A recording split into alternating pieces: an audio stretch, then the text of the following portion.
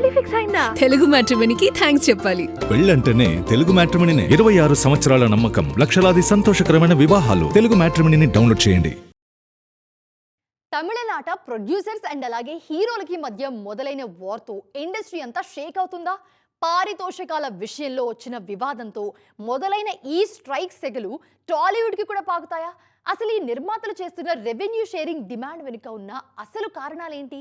తెలుగు ఇండస్ట్రీకి వస్తే మనోళ్ళు ఏం చేస్తారు?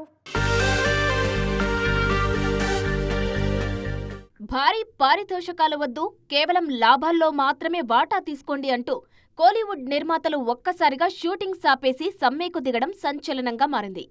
మే 2న డబ్బింగ్ నుంచి పోస్ట్ ప్రొడక్షన్ వరకు అన్ని పనులు ఆపేశారు. కోట్లలో నష్టం వస్తున్నా ఈ ఒక్కరోజు సమ్మెపై అగ్రహీరోలు ఎవరూ స్పందించట్లేదు. నిర్మాతలు తమంతట తాముగా వచ్చి అడిగినంత ఇస్తున్నారే తప్ప హీరోలు ఎవరిని బలవంత పెట్టడం లేదన్నది స్టార్స్ వైపు నుంచి వస్తున్న ప్రధానమైన వాదన. డిమాండ్ బట్టే పారితోషకం తీసుకుంటున్నారు కాబట్టే ఫ్లాపుల్లో ఉన్న హీరోల కాల్ షీట్లు కూడా ఖాళీ లేకుండా బిజీ అయిపోయాయనేది మరో వాదన. తమిళ, తెలుగు ఇండస్ట్రీ ఏదైనా హీరోలైతే అంతా బిజీగానే ఉన్నారు. 100 కోట్లు పెట్టుబడిగా పెట్టి తీసిన సినిమా ఏమాత్రం తేడా కొట్టినా డిస్ట్రిబ్యూటర్ల నుంచి నిర్మాతల వరకు ఒత్తిడిని ఎదుర్కోవాల్సి వస్తుంది.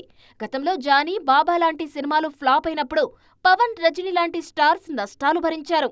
ఆ తర్వాత కూడా ఇలాంటివి జరిగాయి. అందుకే రిస్క్ తగ్గించుకునేందుకే ప్రొడ్యూసర్లు ఈ కొత్త పోరాటానికి తెరతీశారు. కోలీవుడ్ సమ్మె ప్రభావం టాలీవుడ్ మీద పడే ఛాన్స్ ఉందా అంటే లేదనే చెప్పాలేమో. ఎందుకంటే మన దగ్గరున్న పరిస్థితులు వేరు. ఓటీటీ రూల్స్, థియేటర్ ఇష్యూస్ లాంటివి మన దగ్గర బోలెడున్నాయి. ఒకవేళ తమిళ నిర్మాతలు తమ డిమాండ్స్ సాధిస్తే అప్పుడేదైనా చిన్నపాటి మార్పులు మన దగ్గర ఆశించవచ్చు. పైగా మన అగ్ర హీరోలు, దర్శకులు ఆల్రెడీ షేరింగ్ ప్రాసెస్ లోనే సినిమాలు చేస్తున్నారు. పెళ్లి ఫిక్స్ అయిందా? తెలుగు మ్యాట్రిమోనీకి థ్యాంక్స్ చెప్పాలి. పెళ్ళంటేనే తెలుగు మ్యాట్రిమోనీనే. 26 సంవత్సరాల నమ్మకం, లక్షలాది సంతోషకరమైన వివాహాలు. తెలుగు మ్యాట్రిమోనీని డౌన్లోడ్ చేయండి.